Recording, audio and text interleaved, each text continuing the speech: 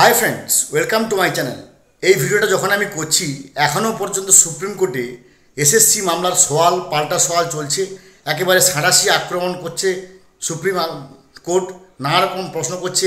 কেন OMR sheet পড়ানো হলো, কেন সুপার নিউমেরিক পোস্ট করানো হলো, এবং সবচেয়ে উল্লেখযোগ্য ব্যাপার যে আমি যে ভিডিও করছি এই পর্যন্ত তিনটে কথা উঠে এসেছে এসএসসির পক্ষ থেকে।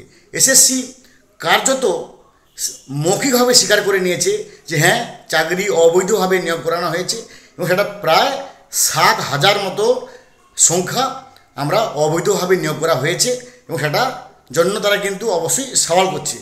এতদিন পর্যন্ত কিন্তু এসএসসি নানা রকমভাবে চাল খেলছে। তারা কিন্তু বারবার বলছিল যে অযোগ্য নিয়োগ হয়েছে, কিন্তু যোগ্য কারা সে শংসাপত্র আমরা দিতে পারবো না।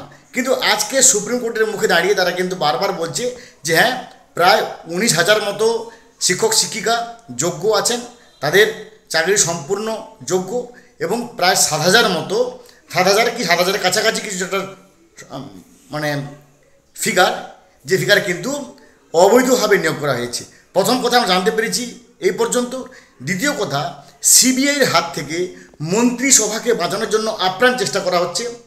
বারবার বলা হচ্ছে যে হাইকোর্টের ডিভিশনাল বেঞ্চ রায় দিয়েছে যে সিবিআই যে কোনো মুহূর্তে কোনো মন্ত্রিসভার সদস্যকে যারা কিনা সুপার নিউমেরিক পোস্ট করার জন্য সিলমোহর দিয়েছে তাদের যে কোনো কাউকে এবং বা সবাইকে সিবিআই নিজের হেফাজতে নিয়ে তদন্ত করতে পারবে।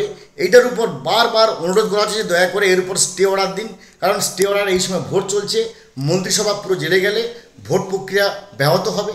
2 নম্বর।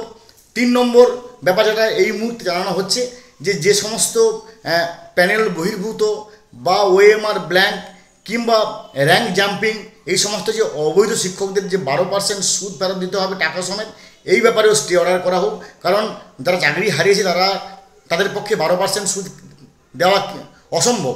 এই 3টে ব্যাপার আপাতত এসএসসি সওয়াল করছে, এখনও সওয়াল পর্ব চলছে।